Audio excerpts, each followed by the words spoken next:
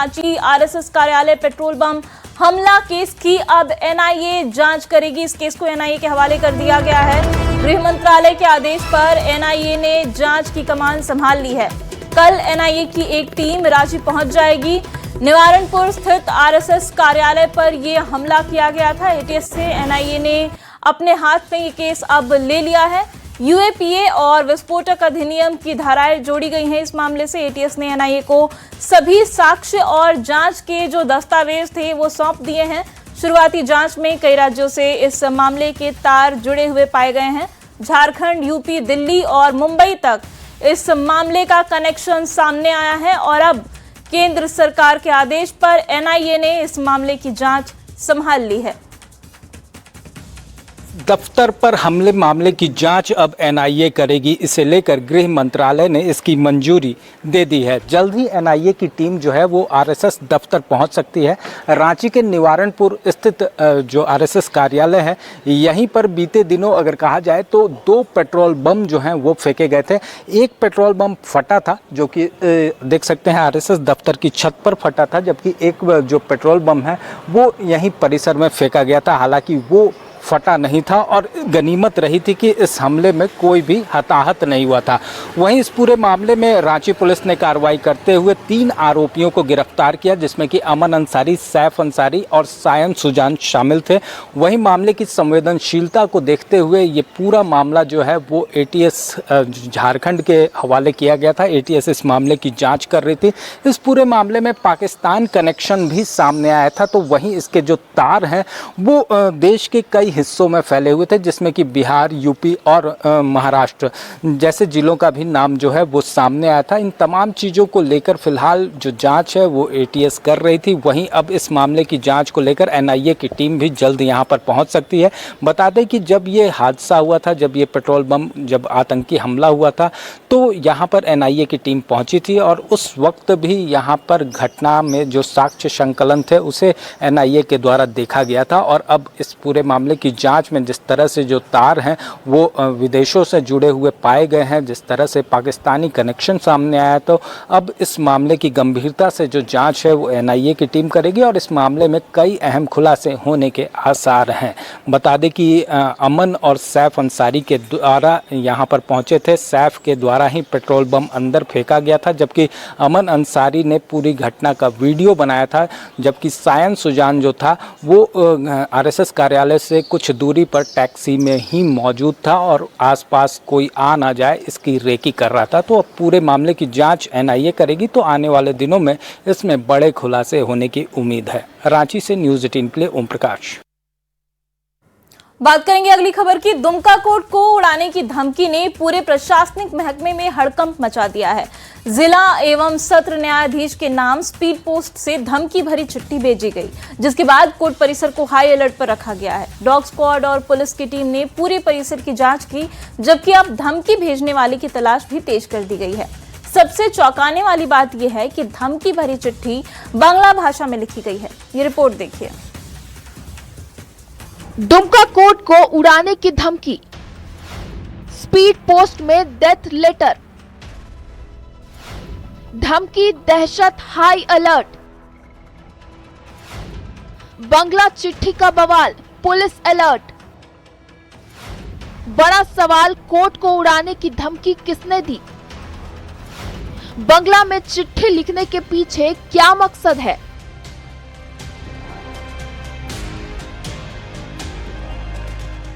Alert mode में police और court campus में हर एक जगह की सघनता से ली जा रही तलाशी।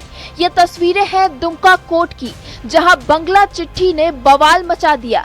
जी हां, दुमका कोर्ट को उड़ाने की धमकी मिलने के बाद पूरे जिले में हड़कंप मच गया। जिला एवं सत्र न्यायाधीश के नाम स्पीड पोस्ट से भेजी गई धमकी भरी चिट्ठी ने पुलिस और न्यायिक प्रशासन को अलर्ट कर दिया। सूचना मिलते ही कोर्ट परिसर की सुरक्षा बढ़ा दी गई और डॉग स्क्वाड की मदद से पूरे परिसर की गहन तलाशी ली गई। हालांकि जांच के दौरान कोई संदिग्ध वस्तु नहीं मिली, लेकिन सुरक्षा एजेंसियां किसी भी खतरे को हल्के में नहीं ले रही हैं। धमकी भरी चिट्ठी बांग्ला भाषा में लिखी गई थी, चिट्ठी के साथ 2 लोगों के नाम और एक आधार कार्ड की कॉपी भी भेजी गई थी। पुलिस ने जब आधार धारक का सत्यापन किया तो पता चला कि उसका इस मामले में कोई संबंध नहीं है। संबंधित व्यक्ति ने दावा किया कि उसके आधार कार्ड का दुरुपयोग किया गया है। शुरुआती जांच में पता चला है कि ये स्पीड पोस्ट पश्चिम बंगाल के पूर्वी बर्धमान जिले के भातर थाना क्षेत्र से भेजी गई थी। इसके बाद झारखंड पुलिस ने पश्चिम बंगाल से जुड़े सभी पहलुओं की जांच शुरू कर दी है। चिट्ठी भेजने वाले की पहचान के लिए तकनीकी और डाक विभाग की मदद भी ली जा रही है। दुर्भावना से हम लोग का नाम, हम लोग से किसी का विवाद होगा इसलिए हम लोग का नाम दे दिया और आधार कार्ड मेरा डाल के जज साहब के यहाँ कोई स्पीड पोस्ट कर दिया। फिर भी हम लोग सभी चीजों को देख रहे हैं, छानबीन कर रहे हैं। फिलहाल कोर्ट परिसर में सुरक्षा के कड़े इंतजाम किए गए हैं। पुलिस पूरे मामले की गंभीरता से जांच कर रही है और धमकी देने वाले की तलाशी कर रही है। अब सभी की नजर इस बात पर है कि आखिर न्यायालय को निशाना बनाने की धमकी के पीछे कौन है और उसका मकसद क्या है। क्या धमकी देने वाला झारखंड के बाहर का है? और सबसे बड़ा सवाल है कि क्या ये खेल किसी संगठित नेटवर्क का है?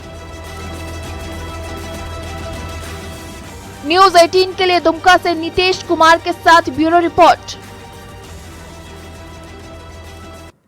रुक करते हैं अगली खबर की ओर। सीएम हेमंत की अध्यक्षता में कैबिनेट की बड़ी बैठक हुई है जिसमें 27 प्रस्तावों को मंजूरी दी गई है। सबसे बड़ा फैसला रिम्स 2.0 परियोजना को लेकर हुआ है। इसके लिए 4189 करोड़ से ज्यादा रुपए की प्रशासनिक स्वीकृति दे दी गई है। वीवी रामजी योजना और सड़क निर्माण से जुड़े कई बड़े प्रस्तावों को भी इस बैठक में मंजूरी मिली है। तो देखिए, हेमंत कैबिनेट की बैठक में कई अहम प्रस्तावों पर मुहर लग चुकी है।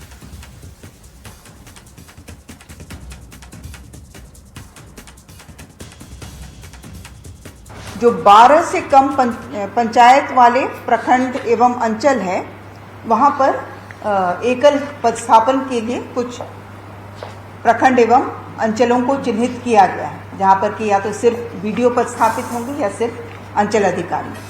तो इस तरह जो वर्तमान में 271 हमारे प्रशासनिक इकाई हैं, इसमें से 164 वैसे प्रशासनिक इकाई हो जाएंगे जिसमें 2 पदाधिकारी यथा प्रखंड विकास पदाधिकारी एवं अंचल अधिकारी का पदस्थापन किया जा सकता है। बात करते हैं अगली खबर की और ये खबर जुड़ी हुई है रिम्स से। झारखंड का सबसे बड़ा सरकारी अस्पताल, लेकिन क्या यहाँ निदेशक की कुर्सी सबसे मुश्किल कुर्सी बन चुकी है? आखिर ऐसा क्यों है कि बिहार से आने वाला कोई भी निदेशक अपना कार्यकाल बाहर से आने वाला कोई भी निदेशक अपना कार्यकाल पूरा नहीं कर पाता है। डॉक्टर राजकुमार के इस्तीफे के बाद ये सवाल एक बार फिर से सुर्खियों में है। क्या वजह है? क्या वजह निजी है या सिस्टम में ही कोई बड़ी खामी है? इस रिपोर्ट में देखिए। रिम्स में फिर वही कहानी, निदेशक की कुर्सी या संकट, फिर अधूरा रह गया कार्यकाल। रिम्स में क्यों नहीं टिकते बाहरी निदेशक? जी हां, रिम्स निदेशक डॉक्टर राजकुमार के इस्तीफे ने एक बार फिर उस पुराने सवाल को जिंदा कर दिया है कि आखिर रिम्स में बाहरी निदेशक अपना कार्यकाल पूरा क्यों नहीं कर पाते। पिछले 1.5 दशक का रिकॉर्ड देखें तो बाहर से नियुक्त अधिकांश निदेशक विवाद, प्रशासनिक टकराव या सरकार के साथ मतभेद के चलते तय सीमा से पहले ही पद छोड़ चुके हैं। कार्यकाल पूरा नहीं कर पाए बाहरी निदेशक doctor AK Dubey, doctor BL Sherwal, doctor DK Singh, doctor Kameshwar Prasad, doctor Rajkumar. वहीं कुछ ऐसे निदेशक भी हैं जिन्होंने अपना कार्यकाल पूरा किया है। उनमें शामिल हैं doctor NN Agarwal, doctor KP Srivastava, doctor Tulsi Mahato. बता दें, डॉक्टर राजकुमार ने 31 जनवरी 2024 को 3 साल के कार्यकाल के लिए निदेशक पद संभाला था। उनका कार्यकाल जनवरी 2027 तक था, लेकिन 25 जून 2026 को उन्होंने पारिवारिक कारणों का हवाला देते हुए इस्तीफा दे दिया। हालांकि हाल के महीनों में CID की पूछताछ, स्वास्थ्य विभाग के साथ विवाद, शासी परिषद में टकराव और अदालत तक पहुंचे मामलों की भी लगातार चर्चा होती रही। इस्तीफे के बाद सियासत भी तेज हो गई है। जेएमएम का कहना है कि रिम्स को समझने और चलाने के लिए झारखंड की परिस्थितियों और यहाँ की जरूरतों की समझ जरूरी है। वहीं विपक्ष इस पूरे मामले को सरकार और स्वास्थ्य विभाग की कार्यशैली से जोड़ रहा है। आर्थिक फायदा पहुंचाने में डायरेक्टर नाकाम होता है तो कहीं न कहीं उस पर गाज गिरती है, दबाव रहता है, गलत बहाली का दबाव रहता है, पैसे देने का दबाव रहता है। यही कारण है कि कोई भी समय अपना कार्यकाल पूरा नहीं कर पाता है। यहाँ से जुड़ाव जिसका हो, लगाव जिसका हो, जो समझता हो मनोभाव और जिसमें एक इच्छा शक्ति हो सुधारने की, वैसे लोगों की आवश्यकता है। तो अभी तक जो भी डायरेक्टर आए कहीं न कहीं कुछ न कुछ कमियां रही, कारण रहे जिस कारण से वो कंटिन्यू नहीं कर पाए, अपना कार्यकाल पूरा नहीं कर पाए। डॉक्टर राजकुमार ने अपने इस्तीफे में निजी कारणों का जिक्र किया है, लेकिन उनके कार्यकाल के दौरान लगातार विवाद भी सामने आते रहे। ऐसे में सवाल सिर्फ एक इस्तीफे का नहीं है, बल्कि उस व्यवस्था का है जहां बाहरी निदेशक लगातार अपना कार्यकाल पूरा नहीं कर पा रहे हैं। फिलहाल स्वास्थ्य विभाग ने डॉक्टर राजकुमार का इस्तीफा स्वीकार कर लिया है, लेकिन उनके जाने के साथ ही रिम्स की कार्य प्रणाली और प्रशासनिक व्यवस्था पर एक बार फिर बहस तेज हो गई है। अब सबसे बड़ा सवाल यही है कि अगला निदेशक क्या अपना कार्यकाल पूरा कर पाएगा या फिर इतिहास खुद को दोहराएगा। न्यूज़ 18 के लिए रांची से निरंजन के साथ ब्यूरो रिपोर्ट।